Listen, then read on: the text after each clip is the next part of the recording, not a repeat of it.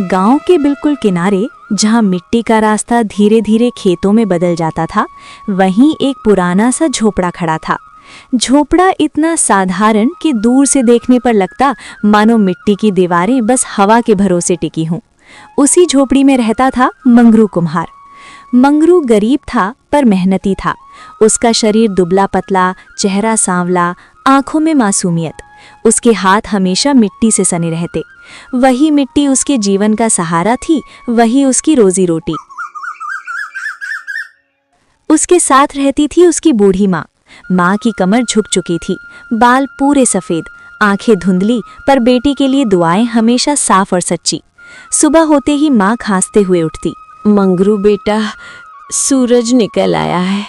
देख, आंगन में कितनी धूप फैल गई है। काम पर नहीं जाना क्या?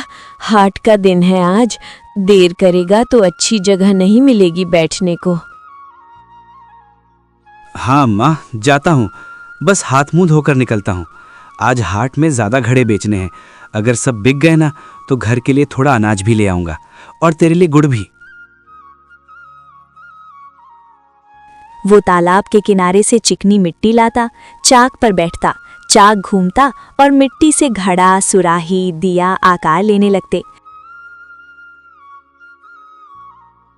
माँ दूर बैठी देखती और कहती, बेटा, तेरे हाथ में तो सचमुच जादू है। जब तू इस सूखी मिट्टी को छूता है ना, तो ये भी जैसे मुस्कुरा उठती है। बस ऊपर वाला तेरी किस्मत में भी थोड़ा रंग भर दे।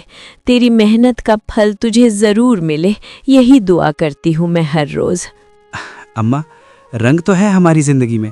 देखो ना, ये मिट्टी कैसे रंग बदलती है। अभी तो साधारण सी लगती है, लेकिन जब चाक पर घूमती है तो घड़ा बन जाती है, फिर आग में तपकर और निखर जाती है। शायद हमारी किस्मत भी ऐसी ही हो। अभी सादी दिखती है, पर एक दिन मेहनत की आंच में तपकर जरूर चमकेगी। पर सच्चाई ये थी कि घर में कभी भरपेट खाना नहीं बनता था। कई रातें सिर्फ नमक रोटी पर गुजरती। फिर भी मंगरू खुश रहता, क्योंकि उसे लगता जब तक माँ साथ है वो अकेला नहीं। एक दिन गांव के पंडित जी आए। अरे मंगरू, अब तू जवान हो गया है, दिन रात मेहनत करता है, घर की जिम्मेदारी उठाता है। अब तेरी शादी कर देनी चाहिए। घर में बहू आएगी तो रौनक बढ़ेगी, तेरी अम्मा को भी सहारा मिलेगा। सच कह रहे हो पंडित जी? क्या सचमुच अब मेरे मंगरू के घर भी शहनाई बजेगी? मैं तो बरसों से यही सपना देख रही हूँ कि आंगन में एक बहू आए, घर में हंसी गूंजे। हाँ, क्यों नहीं। पास के गांव में एक सीधी साधी लड़की है, नाम है सरस्वती। गरीब जरूर है पर बहुत संस्कारी है। घर का काम जानती है, बड़ों की इज्जत करती है। ऐसी बहू मिले तो घर स्वर्ग बन जाता है। मैंने सोचा तेरे मंगरू के लिए वही ठीक रहेगी। कुछ ही दिनों में सादी सी शादी हुई। न बैंड न बाजा, बस गांव के लोग, 2-4 दीपक और सच्ची दुआएं। सरस्वती बहुत मेहनती थी। वो घर संभालती, मंगरू के साथ मिट्टी भी गूंथती। धीरे धीरे घर में थोड़ी रौनक आने लगी। झोपड़ी साफ रहने लगी, दीवारों पर गोबर मिट्टी से लिपाई होती। मंगरू पहले से ज्यादा घड़े बनाने लगा।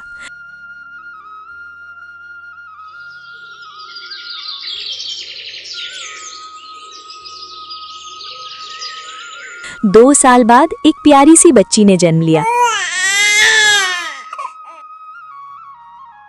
उसकी आंखें बड़ी बड़ी थीं, चेहरा मासूम।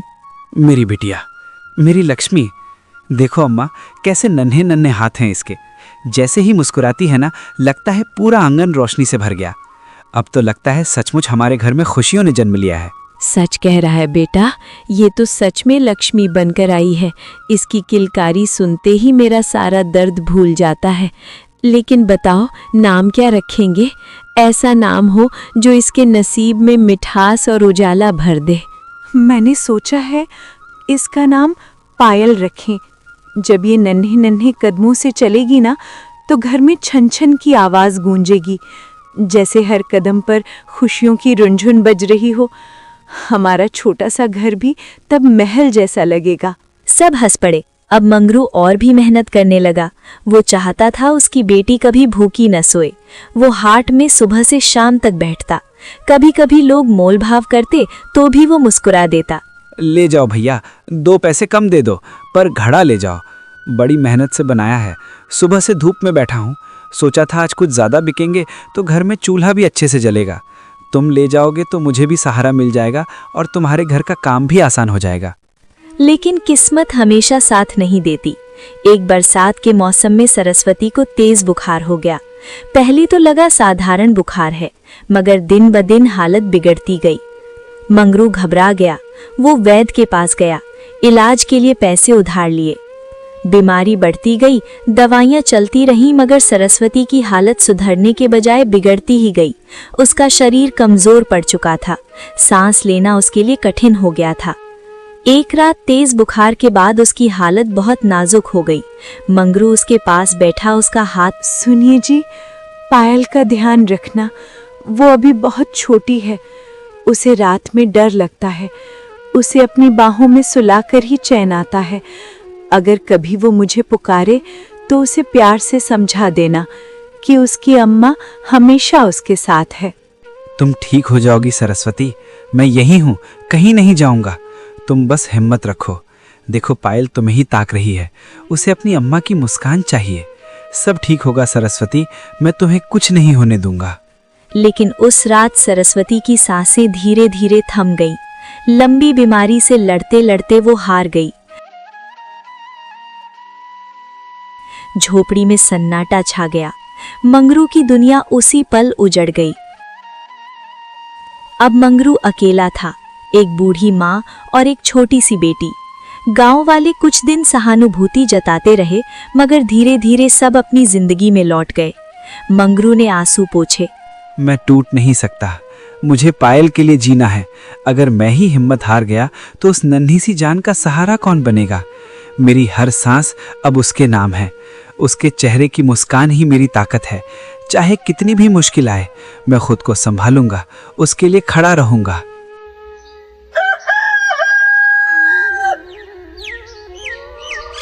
वो पहले से दोगुनी मेहनत करने लगा, लेकिन बीमारी में जो थोड़ा बहुत पैसा था वो खत्म हो चुका था। ऊपर से कुछ पैसे उधार भी ले रखे थे पत्नी के इलाज के लिए।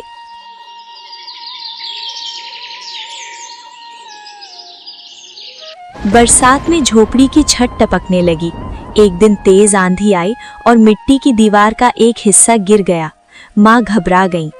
बेटा, ये घर कब तक टिकेगा? देख तो सही, दीवारों में दरारें पड़ती जा रही हैं। छत से भी मिट्टी झरने लगी है। बरसात आई तो पता नहीं क्या हाल होगा। मैं तो बूढ़ी हो गई हूँ, पर तुम्हें और पायल को सुरक्षित देखना चाहती हूँ। कब तक ये टूटी फूटी छत हमारा सहारा बनी रहेगी? सरस्वती की बीमारी के समय मंगरू ने गांव के साहूकार से पैसे उधार लिए थे। उस समय उसे कुछ समझ नहीं आया था, बस पत्नी को बचाना था। उसने हाथ जोड़कर कहा था, साहूकार जी, जितना चाहिए लिख लीजिए, बस मेरी सरस्वती को बचा लीजिए। मैं दिन रात मेहनत करूंगा, दोगुना काम करूंगा, पर उसकी सांसें नहीं रुकनी चाहिए। मेरे पास देने को कुछ नहीं है सिवाय अपने पसीने के। आप बस अभी मदद कर दीजिए। पैसा ले जाओ मंगरू, मदद तो कर दूंगा, लेकिन याद रखना, समय पर लौटाना। मेरा हिसाब साफ रहता है और ब्याज बढ़ता रहता है। देर हुई तो रकम भी बढ़ेगी। सोच समझकर कदम उठाना, क्योंकि कर्ज का बोझ हल्का नहीं होता। बीमारी बढ़ती गई और आखिरकार सरस्वती चली गई, लेकिन कर्ज वहीं रह गया। अब साहूकार का हिसाब बढ़ चुका था। मूल से ज्यादा ब्याज हो गया था। कुछ महीने तक साहूकार चुप रहा। फिर एक दिन वो 2 आदमियों के साथ मंगरू की झोपड़ी पर आ पहुंचा। मंगरू, ओ मंगरू, किधर है? बाहर निकल, कब तक छुपेगा? आज हिसाब साफ करने आया हूं मैं। मंगरू बाहर आया, सिर झुका हुआ था। जी साहूकार जी, बाहर ही हूँ। आपकी आवाज़ सुनते ही आ गया। गलती हो गई जो अभी तक रकम नहीं चुका पाया। गलती? तुमने इलाज के लिए 10,000 रुपए लिए थे। अब ब्याज मिलाकर 20,000 से ऊपर हो गया है। मेरा पैसा कोई हवा में नहीं उड़ा था। साफ साफ बताओ, कब लौटाओगे? मैं कोशिश कर रहा हूँ साहूकार जी, सच कहता हूँ, दिन रात मेहनत कर रहा हूँ। बस थोड़ा समय और दे दीजिए, हालात संभलते ही आपका एक एक पैसा चुका दूंगा। समय समय तो तुम्हारी औरत को भी भगवान ने दिया था मंगरू, और उसने भी नहीं बचाया। अब मैं क्यों तुम्हें और मोहलत दूं? मेरी दया से काम नहीं चलता, मेरा पैसा हिसाब से चलता है। हर दिन जो देर हो जाएगा, ब्याज अपने आप बढ़ता जाएगा। जितनी देर करोगे उतना बोझ तुम्हारे ऊपर आएगा। अब बहाने नहीं चलेंगे, सिर्फ रुपयों की बात है। समझो, ये समय तुम्हारे लिए आखिरी मौका है। मंगरू के दिल पर यह बात तीर की तरह लगी। माँ अंदर से सब सुन रही थी। पायल कोने में खड़ी थी। मंगरू ने हाथ जोड़ दिए। मेरे पास अभी कुछ नहीं है साहूकार जी, लेकिन मैं मेहनत करूंगा, दिन रात खड़ा रहूंगा, घड़े बनाऊंगा, हाट में बैठूंगा, एक एक पैसा आपको जरूर चुका दूंगा। मेरा घर, मेरी मेहनत, मेरी इज्जत सब इस कर्ज के लिए है। मेहनत? तेरी मिट्टी के घड़ों से मेरा कर्ज नहीं उतरेगा मंगरू। ये भावनाएं और बातें मेरे काम नहीं आएंगी। अगर पैसे नहीं दे सकता तो इस झोपड़ी को अभी खाली कर दो। मैं और इंतजार नहीं करूंगा। और हाँ, याद रखो, समय बीतने पर ब्याज और बढ़ेगा। माँ कांपती हुई बाहर आई। साहूकार जी, ये हमारा आखिरी सहारा है। बस यही घर है जहाँ हमने अपने दुख सुख बांटे हैं। हमारी मदद कीजिए, हमें मत निकालो, हम बहुत परेशान हैं। 3 दिन का समय देता हूँ, या तो पैसा चुका दो या ये घर मेरा। समझ लो मंगरू, मैं कोई इंसान नहीं, हिसाब का आदमी हूँ। समय बीत गया तो फिर कोई दया नहीं होगी। वो चला गया। झोपड़ी में सन्नाटा छा गया। माँ रोते हुए बोली, बेटा, अब हम कहाँ जाएंगे? यही घर तो हमारा सब कुछ है। हमारी यादें, हमारी खुशियाँ, हमारी उम्मीदें सब यही बसी हैं।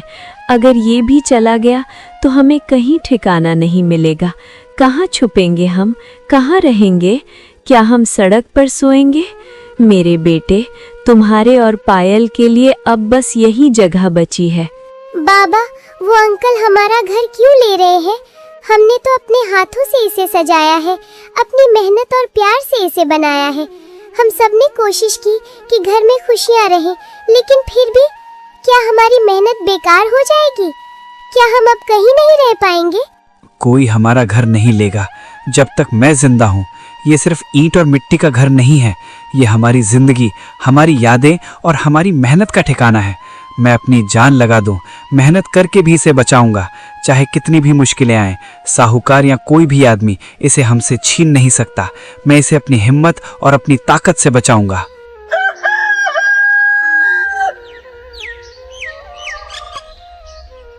तीन दिन बाद साहूकार फिर आया। लाया पैसा मंगरू, अपने कर्ज का हिसाब क्यों नहीं चुकता? साहूकार जी, पैसा अभी नहीं है, पर मैं मेहनत कर रहा हूँ, जल्द ही चुका दूंगा। बस थोड़ी और मोहलत दे दीजिए। तो ये घर अब मेरा है, शाम तक खाली कर दो। समझ गए? अब बहाने नहीं चलेंगे। जो दिन बीत गया उसका हिसाब अब और बढ़ गया है। मैं किसी के रोने धोने से नहीं रुकता। उसने अपने आदमियों से कहकर कुछ ही घंटों में झोपड़ी खाली करवा ली। गरीब मंगरू सिवाय तड़पने के कुछ भी न कर सका। मंगरू ने एक बार झोपड़ी की दीवारों को देखा। यहीं उसकी शादी हुई थी, यहीं पायल ने पहली बार चलना सीखा था, यहीं सरस्वती ने आखिरी सांस ली थी। उसने आंखें बंद की, फिर दृढ़ आवाज में कहा, घर दीवारों से नहीं बनता साहूकार जी, हिम्मत और जज्बे से बनता है। ये सिर्फ ईंट और मिट्टी की दीवारें हैं, तुम ले जाओ, लेकिन मेरा हौसला, मेरी मेहनत और मेरे परिवार का प्यार तुम कभी नहीं ले सकते। ये घर हमारी यादों और हमारी जिंदगानी का हिस्सा है और उसे कोई छीन नहीं सकता। साहूकार तिरस्कार से हंसता हुआ चला गया।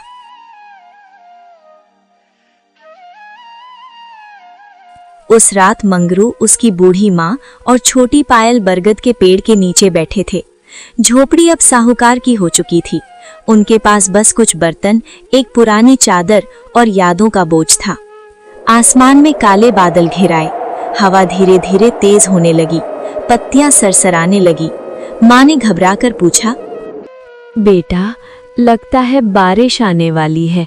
आकाश में बादलों की मोटी परत छा गई है, हवा भी तेज चल रही है, सावधान रहना। हाँ माँ, पर हम यहीं रहेंगे। पेड़ मजबूत है, इसकी डालें और जड़ें इसे संभाले रखेंगी। अचानक तेज बिजली चमकी। कुछ ही पलों में मूसलाधार बारिश शुरू हो गई। मोटी मोटी बूंदें गिरने लगी। देखते ही देखते सब भीग गए। पायल डरकर मंगरू से लिपट गई। बाबा, आसमान से पानी गिर रहा है, हवा जोर से चल रही है, मैं अकेली हूँ, माँ मेरे साथ नहीं है। डर मत पायल, मैं हूं ना, तुम्हें कोई कुछ नहीं कर सकता। मैं तुम्हारे साथ हूं, तुम्हें अपनी बाहों में सुला दूंगा। बारिश हो या तूफान, डर की कोई जगह नहीं है। हम साथ हैं और यही हमारी ताकत है। बारिश और तेज हो गई। हवा इतनी तेज थी कि लगता था पेड़ की शाखाएं टूट जाएंगी। पानी चारों ओर से बरस रहा था। उनके पास सिर छुपाने के लिए कुछ नहीं था। पुरानी चादर भीगकर भारी हो चुकी थी। माँ कांप रही थी। हे भगवान, हम पर इतनी परीक्षा क्यों? हमारी मेहनत, हमारा प्यार, हमारी दुआएं सब देखिए, फिर भी परेशानियां कम नहीं हो रही हैं। हम थक गए हैं। पायल भी छोटी है। अब हमारी मदद कीजिए, हमें सहारा दीजिए। मंगरू का दिल टूट रहा था। उसने अपनी गीली धोती का पल्लू फाड़कर पायल के सिर पर बांधा ताकि उसके चेहरे पर कम पानी पड़े। बिजली फिर चमकी। पायल रो पड़ी। अम्मा कहाँ है? मुझे उनकी आवाज सुनाई नहीं दे रही। ये सुनकर मंगरू की आंखों से आंसू बारिश के पानी में धुल गए। बारिश थमने का नाम नहीं ले रही थी। मिट्टी की जमीन कीचड़ बन गई। उनके पैर फिसल रहे थे। बारिश की हर बूंद जैसे उसकी मजबूरी का मजाक उड़ा रही थी।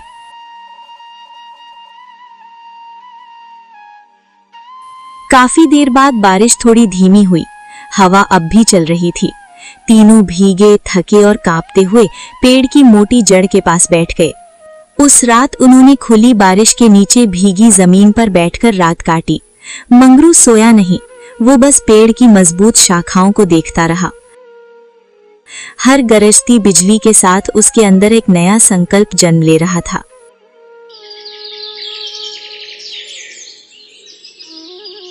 अगले दिन जब बारिश पूरी तरह थम गई तो गांव की गलियों में कीचड़ और सन्नाटा पसरा था। मंगरू की आंखों में रात भर की जाग और दिल में टूटा हुआ सहारा साफ दिखाई दे रहा था।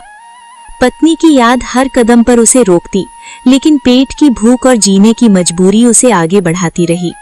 वो सबसे पहले चौपाल पहुंचा। भाइयों, 2 दिन का सहारा दे दो। बरगद के नीचे रात काटी है, भीग गया हूँ। कोई कोना मिल जाए तो बड़ी मेहरबानी होगी। चौपाल पर बैठे लोगों ने एक दूसरे की तरफ देखा। हमारे घर छोटे हैं मंगरू, और हमारी अपनी अपनी मुश्किलें कम हैं क्या? हर किसी को अपने घर, अपनी जमीन और अपने लोगों के लिए लड़ना पड़ता है। हम भी अपनी जद्दोजहद में इतने उलझे हैं कि कोई और मुसीबत झेलना मुश्किल होता है। तुम भी तो समझो, ये जगह छोटी है और हमारी ताकत सीमित।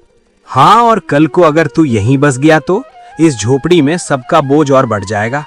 क्या तुमने सोचा कि सिर्फ हौसले से घर बच जाएगा? मुश्किलें तो हर तरफ है। यहाँ टिकना आसान नहीं है। सोच समझकर कदम उठाना पड़ेगा। मंगरू चुप हो गया। वो एक एक घर के दरवाजे पर गया। किसी ने दरवाजा आधा खोलकर ही मना कर दिया। किसी ने साफ कह दिया, हमें माफ कर दो। शाम तक उसके पैरों में जान नहीं बची। उम्मीद का आखिरी सहारा भी टूट चुका था। धीरे धीरे चलते हुए वो फिर उसी पुराने बरगद के पेड़ के पास आ पहुंचा। पेड़ की जड़ों में अब भी नमी थी। पत्तों से टप टप पानी गिर रहा था। मंगरू कुछ देर खामोश खड़ा रहा। फिर उसने चारों तरफ देखा। न कोई अपना, न कोई सहारा।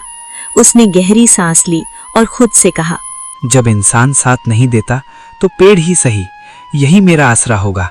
मैं यहीं घर बनाऊंगा, चाहे जैसे भी। उसकी आंखों में इस बार आंसू नहीं थे, बल्कि एक अजीब सा निश्चय था। उसने पेड़ की मजबूत शाखाओं को देखा। अगर ऊपर टहनियों पर लकड़ी बांध दूं, पत्तों से ढक दूं, तो बारिश से बच सकता हूँ। गांव ने उसे ठुकरा दिया था, लेकिन उस बरगद ने उसे छांव दी थी। और उसी क्षण उसने ठान लिया, अब वो किसी के दरवाजे पर नहीं जाएगा। अपनी मेहनत से उसी बरगद पर अपना छोटा सा घर बनाएगा। यहीं से उसके संघर्ष की नई शुरुआत होने वाली थी। माँ पास सूखी लकड़ियां सुलगाने की कोशिश कर रही थी। कहाँ गया था बेटा? क्या कहीं सहारा मिला, कोई मदद करने वाला मिला? माँ, किसी ने मदद नहीं की। हर कोई बस अपनी ही दुनिया में उलझा था। किसी ने हमारा दर्द नहीं समझा। मैं जानती थी लोग सिर्फ बातों में अपने होते हैं, असली समय पर हाथ नहीं बढ़ाते। माँ, अब मैं किसी के दरवाजे नहीं जाऊंगा। अब मैं अपनी मेहनत और हिम्मत से सब कुछ करूंगा। किसी की दया पर उम्मीद नहीं रखूंगा। तो फिर क्या करेगा बेटा? अब तुमने क्या सोच लिया है? मैं बरगद के पेड़ पर घर बनाऊंगा माँ। वहीं हम सुरक्षित रहेंगे। कोई साहूकार, कोई डर, कोई परेशानियां हमें वहां नहीं छू सकेंगी। मेरा हौसला और मेहनत हमारा घर बचाएंगे। क्या कहा तूने? पेड़ पर घर? ऐसा कैसे संभव है बेटा? ये तो सपना जैसा है। हाँ माँ, उसी पेड़ पर। उसकी शाखाएं मजबूत हैं और जड़ें इतनी गहरी कि तूफान भी हिला ना पाए। ऊपर मैं एक छोटा सा आसरा बना लूंगा। पायल और आप दोनों सुरक्षित रहेंगी। बारिश से भी बचेंगे। कोई बोझ नहीं होगा। बस हम अपने दम पर रहेंगे। लोग क्या कहेंगे बेटा? पेड़ पर कोई घर बनाता है भला? लोग हंसेंगे, बातें बनाएंगे। माँ, जब लोगों ने हमें ठुकरा दिया तो उनके कहने का क्या डर? अब मैं किसी की नजर या टिप्पणी से नहीं डरूंगा। मैंने ठान लिया है, मैं पेड़ पर घर बनाकर रहूंगा और कोई हमें डरा नहीं पाएगा। माँ ने बेटे का चेहरा गौर से देखा। वही चेहरा जो कभी मासूम था, अब हालात ने उसे कठोर बना दिया था। अगर तूने ठान लिया है तो मैं तेरा साथ दूंगी। भले लोग हंसे, पर मेरा बेटा हार नहीं मानेगा। कुछ पल बाद माँ ने गहरी सांस ली। मंगरू की आंखें नम हो गईं, लेकिन इस बार वो कमजोरी के आंसू नहीं थे।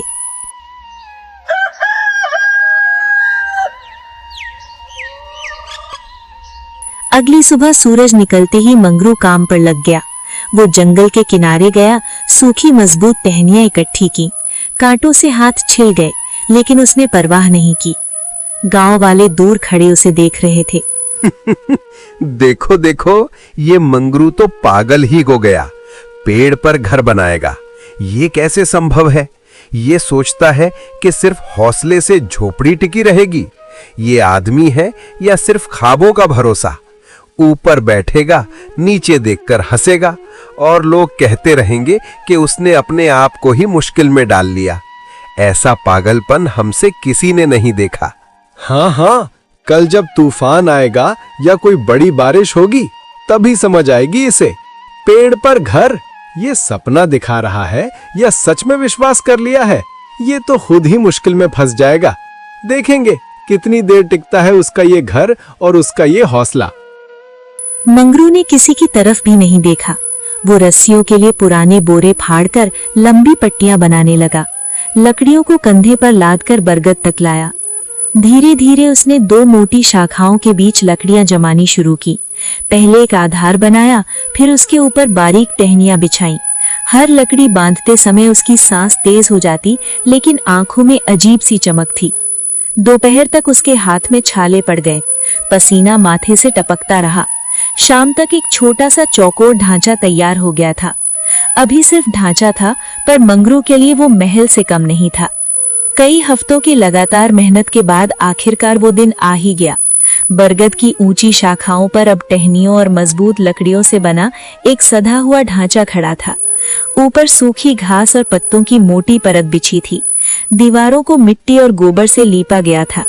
बारिश की बूंदें अब भीतर नहीं टपकती थीं। माँ, अब ये घर गिरने वाला नहीं है। मैंने शाखाएं और जड़ें इतनी मजबूत कर दी हैं कि तूफान भी इसे हिला ना पाए। ऊपर का आसरा सुरक्षित है। पायल और आप दोनों सुरक्षित रहेंगी। हमने अपनी मेहनत और हिम्मत से ये सब कर दिखाया है। अब कोई डर नहीं, कोई भय नहीं। हाय मेरे बेटे, तूने कर दिखाया बेटा। लोगों ने हंसा था, ताने मारे थे, पर तू डटा रहा। तेरी हिम्मत और जज्बा देखकर मुझे गर्व हो रहा है। सच में बेटा, तूने साबित कर दिया कि इंसान की मेहनत और विश्वास ही असली ताकत है।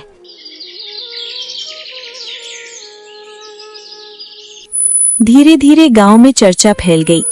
सुना क्या? मंगरू ने सच में पेड़ पर घर बना लिया है। पहले लोग हंसते थे, ताने मारते थे, कहते थे कि ये पागलपन है, पर अब देखो घर कितना मजबूत है। पिछले हफ्ते की तेज हवा में भी 1 इंच नहीं हिला। सच में हिम्मत और मेहनत का यही नाम है। अगर जज्बा और धैर्य हो तो कोई मुश्किल बड़ी नहीं होती। और मंगरू ने ये साबित कर दिया कि इंसान अपने हौसले से सब कुछ कर सकता है। कुछ बच्चे रोज शाम को उसे देखने आते, कुछ औरतें दूर से खड़े होकर कहती, हाँ गरीब जरूर है पर दिल का पक्का है। उसने अपनी मेहनत और जज्बे से सबको दिखा दिया कि दौलत से नहीं, हिम्मत और इरादों से ही काम बनता है। मंगरू ने साबित कर दिया कि इंसान अपने जज्बे और प्यार से किसी भी मुश्किल को पार कर सकता है। यही असली ताकत है। मंगरू ने किसी से शिकायत नहीं की, किसी पर गुस्सा नहीं किया, बस चुपचाप अपनी माँ के साथ उस छोटे से घर में रहने लगा। लेकिन हर कहानी में जब मेहनत की रोशनी फैलती है तो कहीं न कहीं लालच की छाया भी जन्म लेती है। गांव के साहूकार तक भी एक खबर पहुंच गई।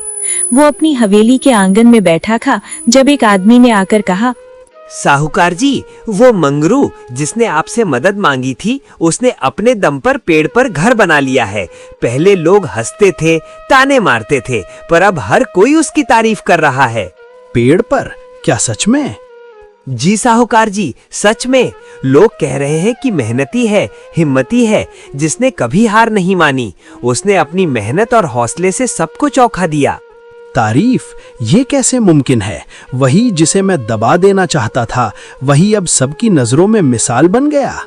जी, कहते हैं मेहनती है, हिम्मती है।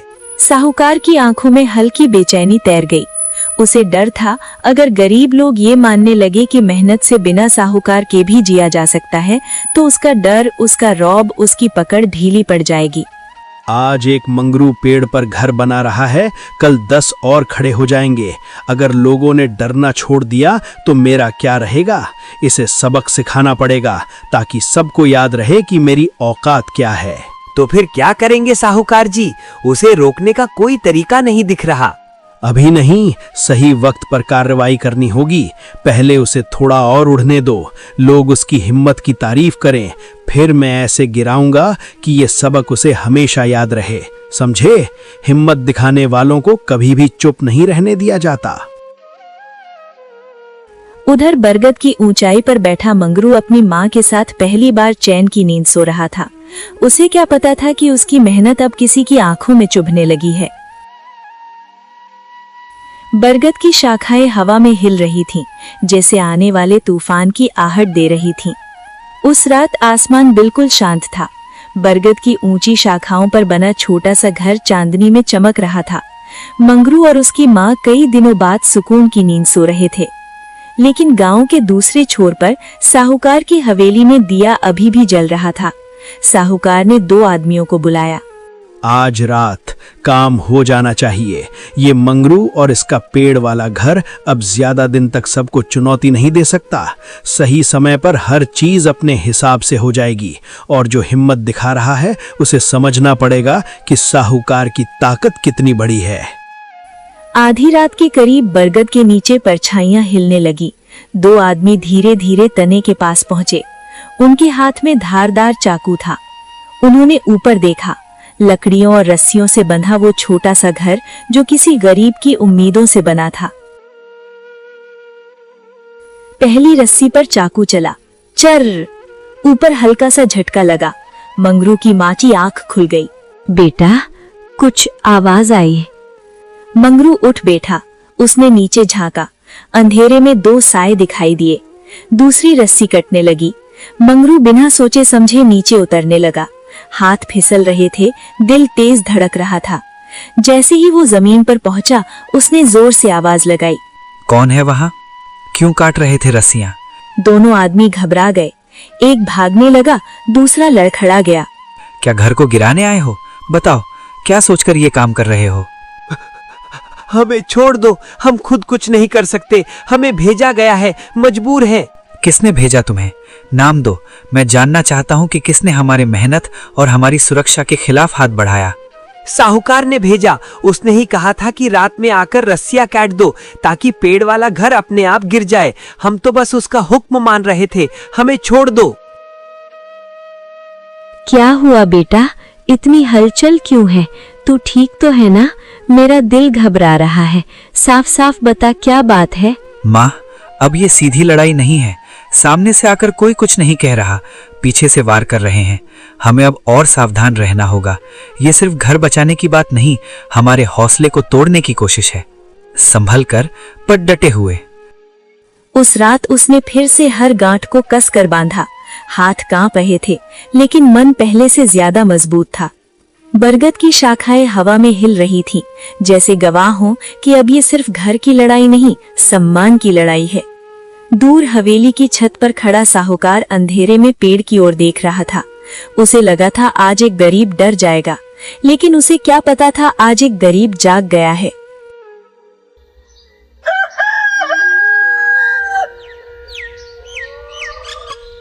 तीन दिन बाद दोपहर के समय गांव की पगडंडी पर धूल उड़ती दिखाई दी। साहूकार अपने 2 आदमियों के साथ सीधे बरगद के नीचे आकर रुका। ऊपर बने घर की तरफ देखते हुए उसने ऊंची आवाज में कहा, मंगरू, ओ मंगरू, नीचे उतर अभी के अभी। बहुत उड़ लिया तू पेड़ पर बैठकर। नीचे आ, आज तुझसे सीधी बात करनी है। छिप मत ऊपर, साहूकार से भागकर कहाँ जाएगा? सुन रहा है ना? नीचे उतर, वरना मैं खुद ऊपर चढ़ाऊंगा। मंगरू नीचे आया। माँ भी दरवाजे के पास खड़ी हो गई। साहूकार ने बिना भूमिका के एक कागज हवा में लहराया। ये जमीन मेरी है, कागज मेरे नाम पर है, समझा तू? यहाँ एक पत्ता भी हिलेगा तो मेरी मर्जी से। तूने मेरी इजाजत के बिना यहाँ घर बनाने की हिम्मत कैसे की? ये तो गांव की खाली जमीन थी साहूकार जी। बरसों से किसी ने इसे अपना नहीं कहा। जब हम बेघर हुए तब यही जगह सहारा बनी। हमने किसी का हक नहीं छीना, बस अपने सिर पर छत बनाने की कोशिश की है। खाली थी तो क्या हुआ? कागज मेरे नाम है, समझे? कानून मेरे साथ है। बिना मेरी इजाजत पेड़ पर घर बनाने की हिम्मत कैसे हुई? या तो हर महीने किराया दे, मोटा किराया, या फिर 7 दिन के अंदर इसे खाली कर दे। किराया? बेटा, हमारे पास तो 2 वक्त की रोटी के पैसे मुश्किल से जुटते हैं। हम किराया कहाँ से देंगे? हम तो बस सिर छुपाने की जगह ढूंढ रहे थे। मुझे तुम्हारी मजबूरी से कोई मतलब नहीं। 7 दिन, बस 7 दिन। उसके बाद या तो किराया मेरे हाथ में होगा या ये घर यहाँ से हट जाएगा। और अगर तुमने नहीं हटाया तो मैं खुद हटवा दूंगा, समझे? गांव वालों में सन्नाटा छा गया। कुछ लोग नजरें झुकाकर खड़े रहे, कोई आगे नहीं आया। मंगरू ने कागज की तरफ देखा। वो पढ़ नहीं सकता था, लेकिन अपमान समझ सकता था। अगर जमीन आपकी है तो पहले कभी बताया क्यों नहीं? तब जरूरत नहीं थी, अब है। मंगरू ने माँ की ओर देखा। माँ की आंखों में डर था, लेकिन भरोसा भी। कुछ पल की खामोशी के बाद मंगरू बोला, 7 दिन में जवाब दूंगा। 7 दिन बाद मैं खुद आऊंगा, तैयार रहना। वो चला गया। बरगद की छाया फिर भारी लगने लगी। 7 दिन पूरे होने से एक दिन पहले ही गांव में हलचल मच गई। मंगरू ने खुद सरपंच के घर जाकर कहा, मैं पंचायत के सामने सच रखना चाहता हूँ। अगले दिन बरगद के नीचे नहीं बल्कि पंचायत चौपाल में भीड़ जमा थी।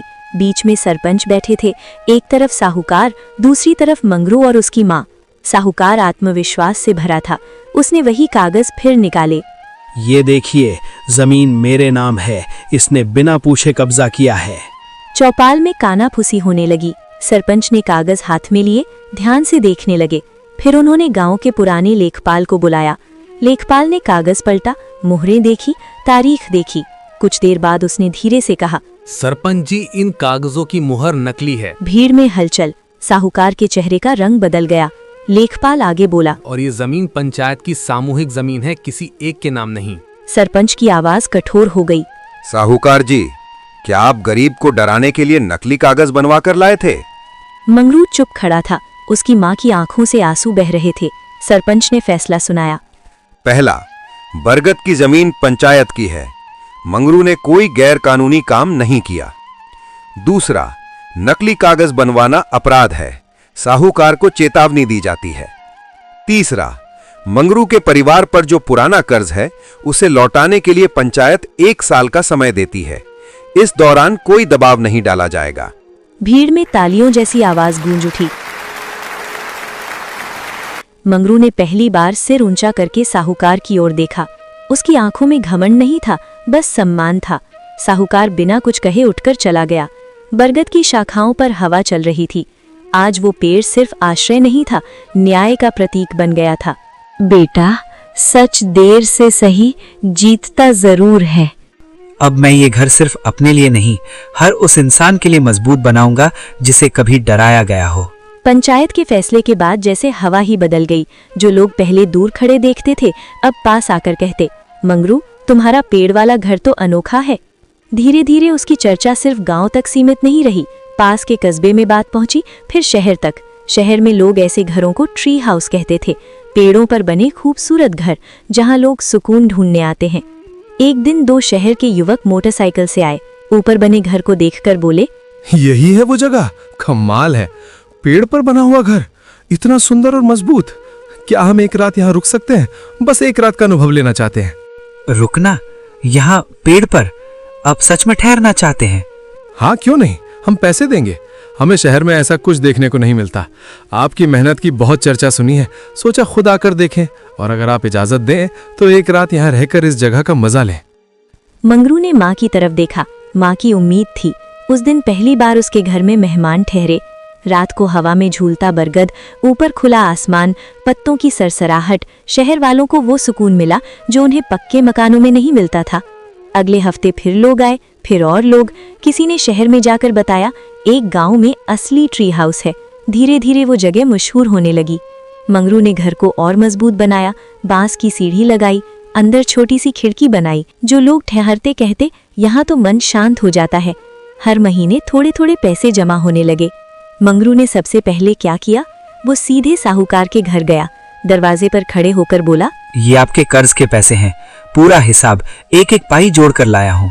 जितना लिया था उतना ही नहीं, ब्याज समेत सब चुका दिया है। अब से हमारे बीच कोई उधार नहीं रहा। साहूकार जी, आज से हम आपके कर्ज से आजाद हैं। साहूकार ने चुपचाप पैसे लिए। आज उसकी आवाज में वो पुराना रौब नहीं था। मंगरू मुड़ा तो उसके कदम हल्के थे। आज वो किसी का कर्जदार नहीं था। समय बीतता गया। बरगद का घर अब सिर्फ आश्रय नहीं, एक पहचान बन चुका था। मंगरू ने पास में 2 और छोटे ट्री हाउस बना दिए। गांव के 2 लड़कों को काम दे दिया। माँ अब मुस्कुराते हुए कहती, देखा बेटा, जिस पेड़ को लोग पागलपन कहते थे, जिस पर घर बनाने की बात सुनकर सब हंसते थे, उसी ने हमारी जिंदगी बदल दी। वही हमारा सहारा बना, वही हमारी इज्जत लौटाने का कारण बना। लोग ताने मारते रहे, पर उसी पेड़ ने हमें सिर उठाकर जीना सिखा दिया। मंगरू शाम को ऊपर बैठकर सूरज ढलते देखता। वही बरगद, वही हवा, लेकिन जिंदगी बदल चुकी थी। अब उसमें डर नहीं था, सिर्फ मेहनत पर विश्वास था। उसने मन ही मन कहा, जिसे लोग मजाक समझें, अगर उस पर यकीन हो तो वही एक दिन पहचान बन जाता है। बरगद की शाखाएं धीरे धीरे हिल रही थीं, जैसे उसकी जीत पर आशीर्वाद दे रही हों। बरगद के पेड़ पर बने घर ने मंगरू की तकदीर बदल दी थी। अब उसके पास मेहनत की कमाई थी, सम्मान था और सबसे बड़ी बात, आत्मविश्वास था। लेकिन एक दिन शाम को जब वो अपनी माँ के साथ नीचे बैठा था, उसकी नजर दूर अपने पुराने मिट्टी के घर पर पड़ी। वही घर जिसकी दीवारें कभी टपकती थीं, वही आंगन जहाँ कभी उसकी पत्नी हंसती थी। मंगरू कुछ देर चुप रहा। माँ ने पूछा, क्या सोच रहा है बेटा? कब से चुप बैठा आसमान की तरफ देख रहा है? मन में क्या चल रहा है?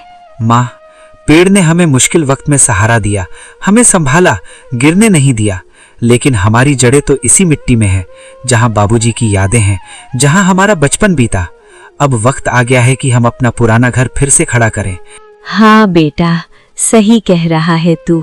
घर चाहे छोटा हो, टेढ़ा मेढ़ा ही क्यों ना हो, पर अपना होना चाहिए। अपनी मिट्टी की खुशबू ही सबसे बड़ी दौलत होती है। अगले ही दिन से काम शुरू हो गया। धीरे धीरे कच्ची दीवारों की जगह मजबूत दीवारें खड़ी हो गईं।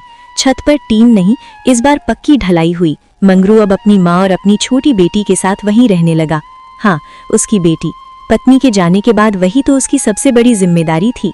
अब बेटी के हाथ में किताबें थी, वो पास के स्कूल जाने लगी थी। एक दोपहर जब मंगरू आंगन में चारपाई पर बैठा था, दरवाजे पर दस्तक हुई। माँ ने दरवाजा खोला। सामने साहूकार खड़ा था। न चेहरे पर वही अकड़, न आवाज में वही कठोरता। वो धीरे धीरे अंदर आया, चारों तरफ देखा। नया घर, साफ आंगन, पढ़ती हुई बच्ची। कुछ पल खामोशी रही, फिर उसने कहा, मंगरू, मैं तुमसे मिलने आया हूँ। बैठिए। मैंने तुम्हें बहुत परेशान किया, नकली कागज बनाए, लोगों को भड़काया, रात में तुम्हारा घर गिरवाने की कोशिश की।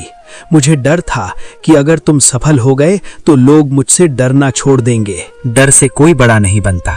आज देख रहा हूँ, जिसे मैं गिराना चाहता था वो मुझसे ऊंचा खड़ा है और मैं अपने ही घमंड में छोटा हो गया।